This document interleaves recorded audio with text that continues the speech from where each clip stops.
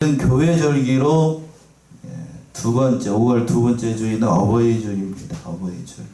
그래서 오늘 본문의 말씀 4절에서 보시면 예수님이 그렇게 말씀하셨죠. 4절 보시면 너희는 가로되 하나님이 이르셨으되 내 부모를 어떻게 하라고요?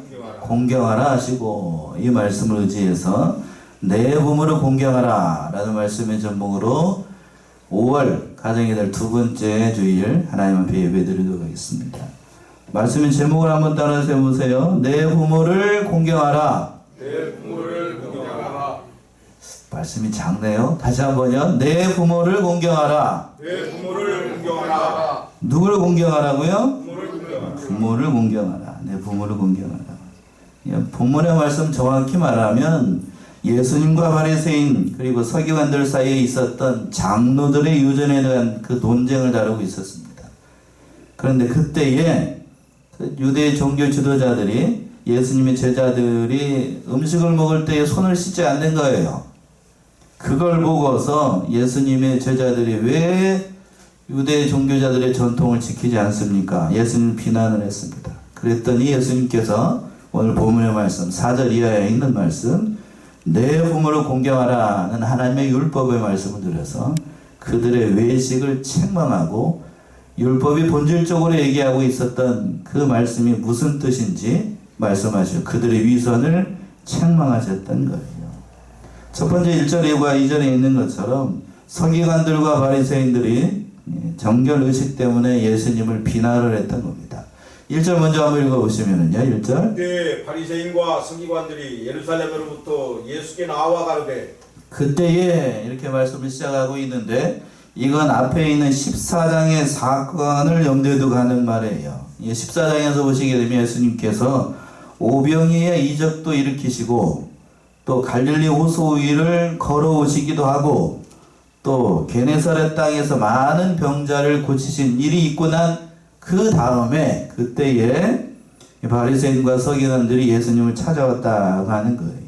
그 수많은 일이 일어나니까요. 오병이의 기적이 일어나고 예수님이 갈릴리 호수 위를 어떻게 하시고 걸어오시고 또 수많은 병자들을 고치니까 그 소문이 어디까지 다 퍼지겠어요? 예루살렘까지 다 퍼지게 됐던 거죠. 그래서 이제 그 사실을 알아보기 위해서 또 예수님이 하는 일에 대해서 첩잡기 위해서 흠잡기 위해서 유대 종교자들이 거기에 직접 예수님을 방문을 했던 겁니다. 그러니까 쉽게 얘기하면 조사차 이렇게 일어났던 거죠. 2절 보시면 2절 당신의 제자들이 어찌하여 장로들의 유전을 범하나이까? 떡 먹을 때 손을 씻지 아니하나이다. 당신의 제자들이 어찌하여 장로들의 유전을 범하나이까? 와서 살펴보니까 그들이 와서 살펴보니까 예수님의 제자들이 손을 씻지 않고 뭐를 먹는다고요? 떡을 먹어요. 여기서 장로들의 유전이라고 하는 건 그들의 조상대대로 지켜왔던 그 유전, 전통 또는 그들의 가르침을 얘기를 하는 거예요. 그러나 이러한 장로들의 유전 대부분이 다 이렇게 오늘 말씀처럼 유대인들이 가지고 있었던 율법의 말씀처럼 이런 성문법이 아니고 대부분이 다 사람이 만들어낸 불문법이었습니다. 자기들이 만들어냈어요. 자기들이 만들어낸 거. 그걸 지금 이 바리새인과 서기관들은 성경보다도 더 권위 있는 거로 생각을 해서 그것을 지키지 않는다라고 해서 예수님의 제자들을 책망을 했던 겁니다. 그랬죠? 하반절에서 그랬잖아요. 떡을 먹을 때에 뭐를 씻지 않는다고요? 손을 씻지 않습니다. 본문에 나오는 그 식사하기 전에 손을 씻는 건 그 유대의 율법에 있는 게 아니고 그들이 만들어낸 그 불문법. 그러니까 그들이 손을 만들어낸 거예요. 밥 먹기 전에는 손을 씻어야 된다. 이런 것들이 있었습니다. 이외에도 여러 가지 율법의 말씀들이 율법이 아니라 유전의 말씀들이 있었는데 그 외에도 잔과 주발을 씻고 녹그릇을 씻고 밖에 나갔다 오면 반드시 목욕해야 되고 그런데 예수님의 제자들은 떡 먹기 전에 뭘 씻지 않아요? 손을 씻지 않으니까 장로들이 만들어 놓은 그 유전을 범한다라고 이렇게 책망을 했던 겁니다. 마가복음 한번 가보세요. 마가복음 7장 마가복음 7장 3절과 4절 보시면 그들이 지켰던 그 유전이 있었습니다. 마가복음 7장 3절 4절. 바리새인들과 모든 유대인들이 장로들의 유전을 지켜 손을 부지런히 씻지 않으면 먹지 아니하며 또 시당에서 돌아와서는 물을 뿌리지 않으면 먹지 아니하며 그 외에도 여러 가지를 지켜 오는 것이 있으니 잔과 주발과 놋그릇을 씻음이로라. 예. 그러니까 바리새인들과 서기관들 밖에 나갔다 들어오게 되면 반드시 뭐를 씻고 손을 씻고 또 우리식으로 얘기하면 손발 다 씻고 밖에 나갔다 오면 또 시장 갔다 오게 되면 부정한 것이 있을지 모르니까 또 물을 뿌리고 그 외에 잔과 주발과 놋그릇을 다 씻었습니다. 그러니까 우리식으로 생각하면은 이렇게 하면 위생적인 건 맞는 것 같아요. 예? 위생적인 것 같아요. 지사님 저를 빤히 쳐다보고 있는데 예. 저도 손을 잘 안 씻고 밥을 먹을 때가 있어요. 목소리죠. 그렇다고 해서 그게 위생적으로 문제가 되는 거지 법에 걸리는 건 아니에요. 예? 법에 걸리는 거 아니라고요. 그런데 유대인들 어떻게 생각을 했냐면 이 규례를 지키지 않는 걸 율법을 지키지 않는 것보다 더 중하게 생각을 했던 거예요. 하나님의 말씀을 지키는 것보다 더 중하게 생각을 했던 겁니다. 쉽게 얘기하면 그들이 만들어낸 인간이 만들어낸 그 종교적인 의식이라고 할 수도 있고 유전이라고 할 수도 있는데 전통이라고 할 수도 있는데 그걸 하나님의 말씀보다 더 중요하게 여겼던 거예요. 쉽게 하면 주객이 전도가 됐죠. 말씀이 하나님의 말씀이 더 중요해요. 자기들이 만들어낸 인간의 말씀이 중요한가요? 하나님의 말씀이 더 중요하죠. 하나님의 말씀이 더 중요함에도 불구하고 자기들이 본래의 이 유전을 만든 이유가 뭐냐면 여러 가지 세부적인 의식과 관련된 그 유전을 만든 이유가 뭐냐면 하나님의 말씀을 처음에는 잘 지키는 방법으로 이 유전을 만들어 놨던 거예요. 그런데 시간이 지나면서 그건 샥 바뀌어가지고 하나님의 말씀, 본래의 그 말씀보다 뭐가 더 중요해요? 유전이 더 중요해요. 그래서 손을 씻지 않으면 뭐 하는 것보다 더 앞에서 말씀드린 것처럼 주객이 전도가 돼가지고 이렇게 됐던 겁니다. 그래서 마치 그냥 그 손을 씻지 않으면 큰 죄를 지은 것처럼 큰 죄나 죄를 지은 것처럼 성경을 어긴 것보다 더 큰 죄라고 여겨가지고 그 문제를 삼았던 거예요. 그러니까 본질은 없어지고 더러운 것만 남은 그런 신앙이 남겨졌던 겁니다. 그러니까 그걸 누구보다도 잘 아시는 예수님께서 두 번째 3절과 6절에서 보시면 예수님께서 사람의 유전을 지키려고 하나님의 말씀을 폐한다 라고 책망을 했던 거예요. 3절 먼저 한번 보시면 3절. 대답하여 가라사대 너희는 어찌하여 너희 유전으로 하나님의 계명을 범하느냐. 예, 예수님께서 말씀하셨어요. 너희 유전으로 하나님의 계명을 범하느냐. 그러니까 그들은 사람이 만든 장로들의 유전을 지킨다는 명분으로 정작 중요하게 여기는 하나님의 계명을 범하는 잘못을 범하고 있었던 겁니다.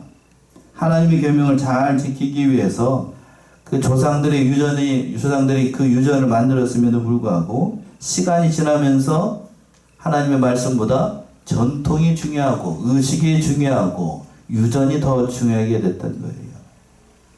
그러니까 오늘날에도 마찬가지. 교회 안에서 하나님의 이 성경 말씀이 더 중요함에도 불구하고 성경 말씀보다도 교회에서 행하는 모든 의식이 더 중요하게 생각을 하는 사람들이 많다고요. 그게 아니고 뭐가 더 중요하다고요? 하나님 말씀이 더 중요합니다. 말씀이 중요함에도 불구하고 거꾸로 돼가지고 유전으로 하나님의 계명을 포마하는 그러한 죄악에 빠졌던 겁니다. 그들은 장로들의 유전과 하나님의 계명을 같은 것으로 보고 있었어요. 오히려 더 장로들의 유전이 더 높은 것으로 생각을 했던 겁니다. 그러나 예수님은 장로들이 만들어낸 유전은 사람이 만들어 놓은 거에 불과하고 하나님의 말씀은 당연히 하나님의 말씀이기 때문에 더 권위가 있는 말씀으로 생각을 했던 겁니다. 그러니까 이렇게 말씀을 하셨던 거죠. 그래서 예수님께서 그들이 하나님의 계명을 범하고 있는 것, 어떠한 것이 있는가? 오늘 본문의 말씀 가장 중요한 말씀이죠. 4절에 있는 말씀을 들어가지고 그들이 어떻게 하나님의 말씀을 범하고 있는지 구체적으로 예를 들어서 설명을 하시는 겁니다. 4절 보시면은요. 하나님이 이르셨으되 내 부모를 공경하라 하시고 또 아비나 어미를 해방하는 자는 반드시 죽으리라 하셨거늘. 예, 우리 문집사님만 읽지 말고 4절 우리 합독합시다. 4절 시작. 하나님이 이르셨으되 내 부모를 공경하라 하시고 또 아비나 어미를 해방하는 자는 반드시 죽으리라 하셨거늘. 반드시 어떻게 된다고요? 죽으리라. 이 말씀 액면 그대로 적용하게 된다고 하면 살아남을 사람이 몇 명이나 될까 싶어요. 예? 아마 여기서 다음 주에 소천하실 분이 많이 등장할 수도 있을 거예요. 예. 그러니까 이 말씀처럼 내 부모를 공경하라.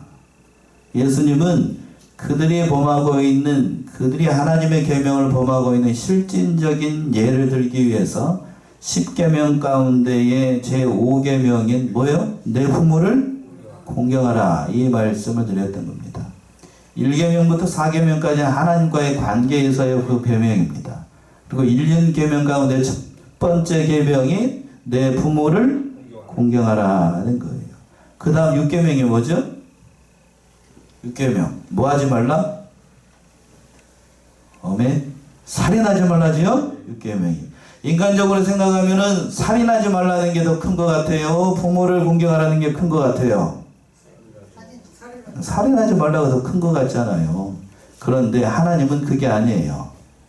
살인하지 말라보다도 뭐가 더 우선이라고요? 내 부모를 공경하는 게. 그러니까 부모를 공경하지 않으면 그 사람 쉽게 생각 순서대로 따진다라고 하면 그건 살인자보다도 더 한 죄인이라는 얘기입니다. 하나님의 관점은 그거예요. 하나님의 관점. 이해되십니까?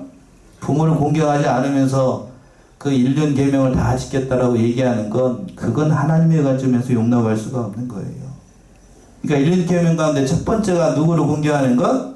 부모를 공경하는 것. 그러니까 부모를 공경하지 않으니까 예수님께서 4절 그 하반절에서 그랬잖아요. 아비나 어미를 해방하는 자는 반드시 어떻게 된다고요? 죽이려고요. 죽는다고. 반드시 죽어요. 그러니까 특별히 이 말씀을 하신 이유가 뭔가 하면 1년 계명 가운데 첫 번째 계명 이 말씀 그대로 지키지 않으면 그거는 사람으로서 도리를 다하는 것이 아니다 라고 얘기를 했던 거예요. 그럼에도 불구하고 서기관들과 바리새인들은 어떻게 이 말씀을 지키지 않고 있었는가 구체적인 예를 들어서 설명을 하십니다. 그 말씀이 5절과 6절 나오죠. 5절 6절 보시면 너희는 가로되 누구든지 아비에게나 어미에게 말하기를 내가 들어 유익하게 할 것이 하나님께 드림이 되었다고 하기만 하면 그 부모를 공경할 것이 없다 하여 너희 유전으로 하나님의 말씀을 폐하는도다. 예, 5절 6절 다시 한번 보시면 너희는 가로되 율법은 그랬어요. 5절에서 그랬습니다. 내 부모를 공경하고 내 어미나 아비를 해방하지 말라. 그런 자는 반드시 죽으리라 라고 하나님의 말씀에 분명히 되어 있는데 그들은 뭐라고 가르치는가 하면 5절에서 너희는 가로되 누구든지 아비에게나 어미에게 말하기를 내가 드려 유익하게 할 것이 하나님께 드림이 되었다고 하기만 하면 그 부모를 공경할 것이 있다고요? 없다고요? 없다 하라. 이게 뭔 말인가? 이게 뭔 말인가 하면 어떤 사람이 부모에게 효도해야 되는데 또 반드시 공여해야 될 재물이 있는데 부모에게 드리지 않고 부모보다도 더 크신 하나님께 헌금을 했다라고 하면 예를 들어서 그랬다라고 하면 부모에게 재물을 드리지 않아도 된다 이렇게 가르쳤던 거예요. 맞아요? 틀려요? 틀리죠. 우리 생각에도 그렇습니다. 우리 생각에도. 그런데 그들은 그렇게 가르쳤던 거예요. 이걸 무슨 사상이라고 얘기를 하냐면 마가복음 7장을 한번 가보세요. 아까 읽었던 거 7장 11절 12절 마가 7장 11절 12절 너희는 가로되 사람이 아비에게나 어미에게나 말하기를 내가 드려 유익하게 할 것이 고르반 곧 하나님께 드림이 되었다고 하기만 하면 그만이라 하고 제 아비나 어미에게 다시 아무 것이라도 하여 드리기를 허하지 아니하여. 예.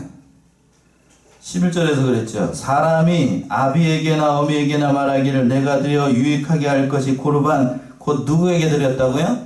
하나님께 드렸다라고 하기만 하면 그만이라 하고 마땅히 아버지나 어머니에게 드려야 될 그 모든 것들을 하지 않는 사상. 이거 무슨 사상이라고 한다고요? 고르반 사상. 고르반 사상. 이건 아주 악한 사상입니다. 악한 사상. 오늘날에도 이게 이러한 사상이 특별히 교인 우리 성도들 가운데서 잘못된 신앙관에 빠진 사람들이 많아요. 하나님께 바치면 마땅히 사람으로서의 도리도 다 하지 않아도 된다. 그렇게 생각하는 사람들이 있다고요. 믿음의 세계에 들어오게 되면 특별히 이렇게 생각하는 사람들도 있다니까. 믿는 일을 하게 되면 믿지 않는 부모는 섬기지 않아도 된다. 맞아요? 응? 섬기지 않아도 된다. 나는 하나님의 백성이고 저 사람은 마귀의 백성이니 그렇게 생각해도 된다. 우리는 이게 잘못됐다라고 이야기를 하지만, 그러나 잘못 배운 데서는 잘못 이단적인 사상을 가지고 있는 데서는 믿지 않는 부모는 공경하지 않아도 된다. 이렇게 가르치는 데가 있을까요? 없을까요? 있어요. 많아요. 많다니까요. 심지어는 부모라고 얘기를 하니까 여러분들이 잘 못 알아듣는 것 같은데, 남편과 아내 사이에 한 사람이 그쪽 진리를 따라간다라고 하면 그 남편과의 그 관계를 하지 않아도 된다. 부부 사이의 도리를 다 지키지 않아도 된다. 라고 가르친다니까요. 그래가지고 어떻게 해야 된다고? 결혼한 사람은 어떻게 해야 된다고요? 이혼해도 된다. 이렇게 주장을 합니다. 그거 맞아요? 틀려요? 틀려요. 심지어는 직장 생활하는 거 다 그만두고 모든 관계 정리하고 거기에 들어와서 같이 살아야 된다. 그거 맞아요? 잘못됐다니까요. 그게 다 넓은 범위에서 무슨 사상이라고요? 고르반 사상이에요. 고르반 사상. 부모 자식과의 관계도 바로 해야 되지만 남편과 아내로서의 모든 관계도 다 해야 됩니다. 다 해야 돼요. 부모 자식 간에 뿐만 아니라 모든 관계에서 하나님은 그것을 바로 해야 됨에도 불구하고, 그런데 그 당시 유대의 종교 지도자들이었던 유대의 종교 지도자들이었던 바리새인과 서기관들은 그 관계를 바로 하지 못했던 거예요. 누구에게 드리기만 하면? 하나님께 드리기만 하면 마땅히 부모를 섬기는 일을 하지 않아도 된다. 이렇게 가르쳤다니까요. 그건 잘못된 사상이에요. 잘못된 세상. 그러면서 예수님께서 뭐라고 얘기하셨냐면 6절 하반절에서 그랬지요. 그 부모를 공경할 것이 없다 하여 너희 유전으로 하나님의 말씀을 어떻게 한다고요? 폐한다. 인간이 만들어낸 그 유전으로 하나님의 말씀을 폐하는 아주 극악한 죄를 범하고 있었다는 거예요. 옳은 게 아니라는 얘기죠. 예수님의 지적은. 진실로 그러니까 오늘날 현대를 살아가고 있는 크리스찬들이 부모를 마땅히 공경해야 되는 건 엄연한 사람입니다. 의무사항이에요. 의무사항. 해도 되고 안 해도 되고 하는 게 아니에요. 반드시 해야 됩니다. 반드시 지켜야 되는 하나님의 율법의 말씀이에요. 그렇다라고 해서, 그렇다라고 하면 내가 나를 낳아준 부모지만 나에게 잘해줄 때도 있지만 잘해주지 못할 때도 있을까요? 없을까요? 있습니다. 그때라도 부모를 잘 공경해야 되죠? 별로 아멘이 안 되는 것 같네요. 설령 부모가 나에게 악을 행한다 할지라도 그 악은 따라가지 말고 부모는 어떻게 해야 된다고요? 공경해야 됩니다. 공경해야 돼요. 근데 오늘날의 부모를 공경하라 이 말씀이 오늘날 한국 사회에서도 잘 지켜지지 않아요. 제가 몇 차례 말씀드렸던 것처럼 예전에는 우리나라를 보고 다른 나라에서 동방 무슨 지국? 예의지국이라고 그랬어요. 부모를 잘 순종하고 그 모든 어른들을 잘 순종하는, 잘 받드는 그런 나라였지만 자꾸만 우리나라의 형편을 보게 되면 동방 예의지국? 절대 아니에요. 절대 아니야. 절대 아니야. 요즘엔 그런 얘기 할 수가 없어요. 할 수가 없어. 부모도 공경하지 않지만 모든 관계에 있어서 그 관계를 다 깨트려 버리려고 합니다. 다 깨트려 버리려고 해요. 자, 에베소 6장을 한번 가보세요. 에베소 6장 1절에서부터 3절까지만 먼저 한번 봅시다. 사도 바울은 뭐라고 얘기를 했을까? 에베소서 6장 1절부터 3절. 자녀들아 너희 부모를 주 안에서 순종하라. 이것이 옳으니라. 내 아버지와 어머니를 공경하라. 이것이 약속 있는 첫 계명이니 이는 네가 잘되고 땅에서 장수하리라. 예, 그랬습니다. 사도 바울이 뭐라고 그랬냐면 자녀들아 너희 부모를 주 안에서 어떻게 하라고요? 순종하라. 순종하라. 이것이 옳으니라. 잘못된 거라고요? 옳으니라. 옳다고요. 옳다고. 옳아요.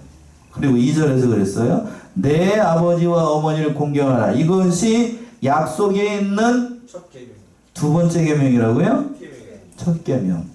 첫 계명이라는 것은 여러 가지 의미가 있습니다만 으뜸되는 계명, 첫 번째 계명, 가장 중요한 계명이라는 의미가 담겨 있어요.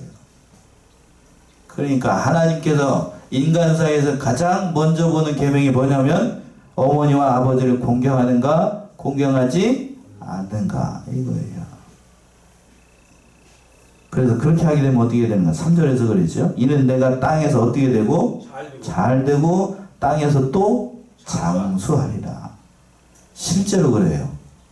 부모를 잘 받들고 그 부모를 잘 섬겨나가게 되면 땅에서 잘 되고 또 땅에서 하는 모든 일들이 다 잘 되고 장수합니다. 육신적으로 장수해요. 우리 교회도 있어 계셔요. 그쵸? 여러분들이 다 알고 계시겠지만 아버지가 지금 우리 저기 안정희 집사님 아버님 나이가 연세가 어떻게 되셨어요? 98? 곧 있으면 100세시네요. 어머님, 부모님이 다 장수하셔요. 그러니까 반드시 하나님께서 복을 주신다고 말씀하고 있잖아요. 그 말씀이 그대로 이루어지고 있습니다.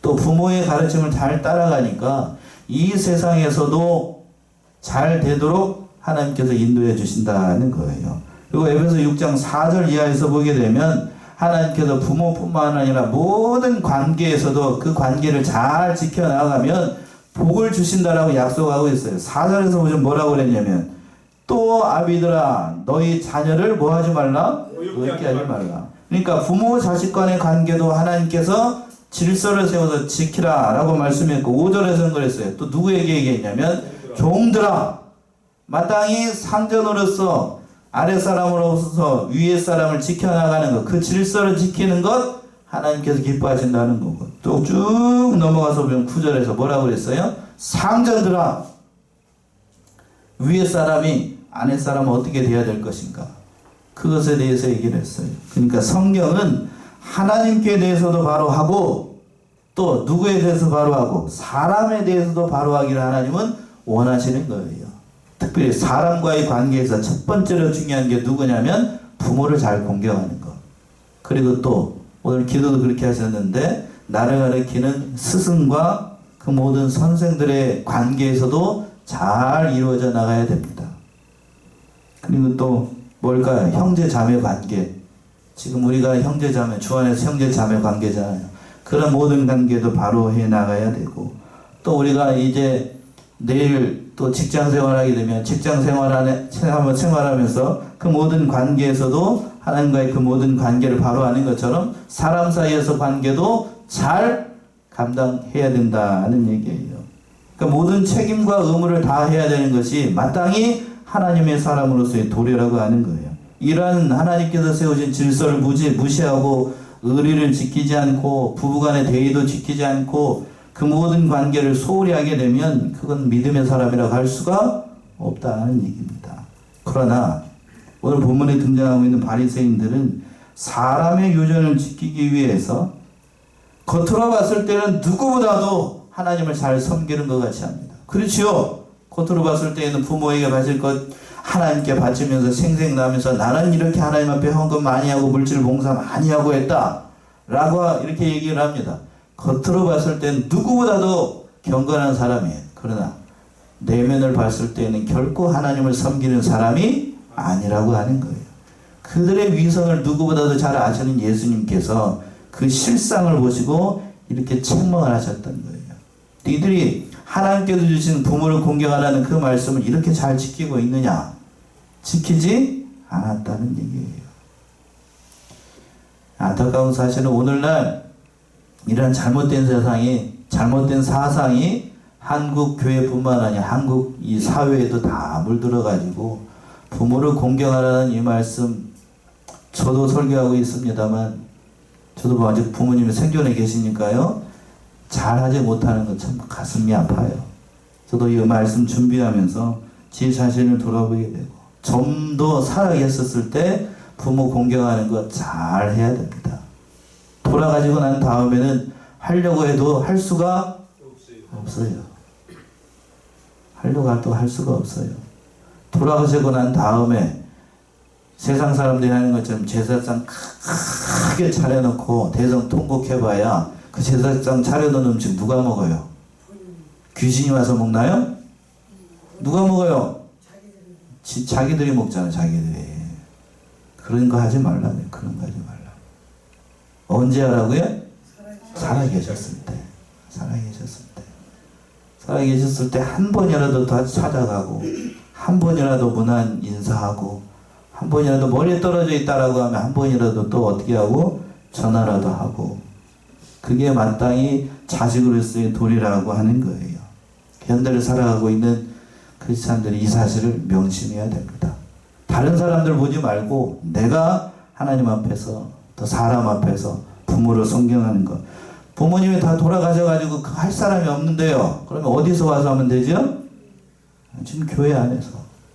교회 안에서 어른들 잘 섬기고 또 어린 자녀들 내 자식같이 여기고 그냥 왔나보다 이렇게 그냥 이렇게 쳐다보는 것처럼 이렇게 하지 말고 한 번이라도 더 관심 가지고 얘기해주고 또 몸이 아픈 데가 없는가 서로를 살피는 것. 이게 넓은 의미에서 누구를 섬기는 거라고요? 부모를 공개하는 거예요. 부모를 섬기는 거. 그런 정신을 해야 됩니다. 그러면서 예수님께서 돌아와서 마지막 대지에 7절과 9절에 예수님께서 하나님을 헛되이 경배하지 말라라고 말씀하셨습니다. 7절 보시면 의식하는 자들아 이사야가 너희에게 대하여 잘 예언하였도다 이르시되 8절 9절까지요. 이 백성이 입술로는 나를 존경하되 마음은 내게서 멀도다. 사람의 계명으로 교훈을 삼아 가르치니 나를 헛되이 경배하는도다 하였느니라 하시고 예, 7절에서 그랬습니다. 외식하는 자들아 이사야가 너에게 대하여 잘 예언하였도다 일러스되 외식하는 자들아.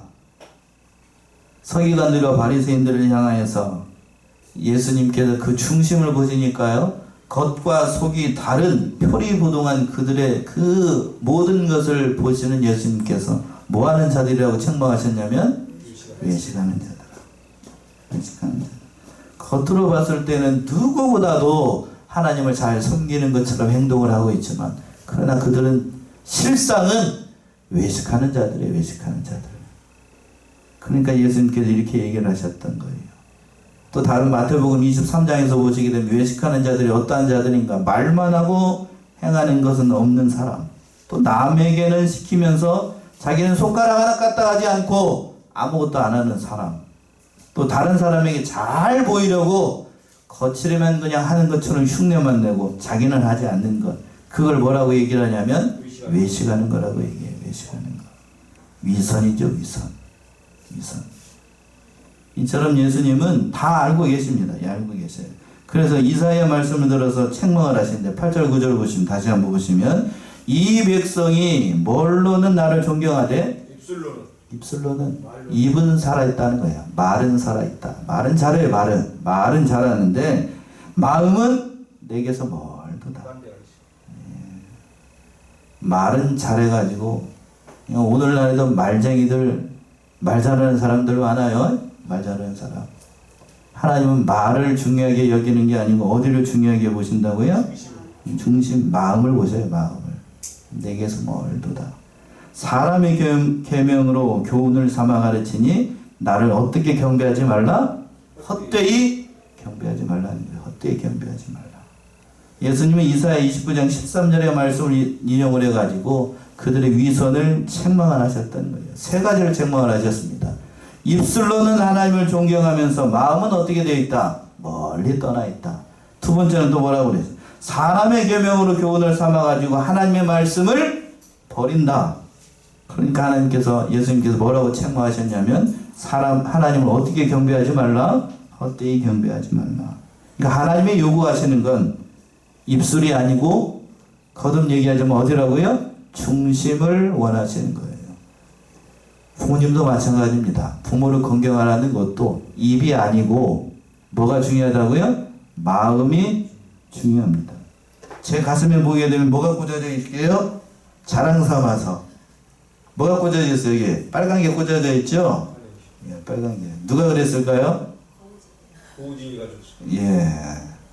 그 어버이날이라고 해가지고 지난 8일날 저기 잠도 안 자고 뭐를 뚝딱뚝딱 만들더라고요.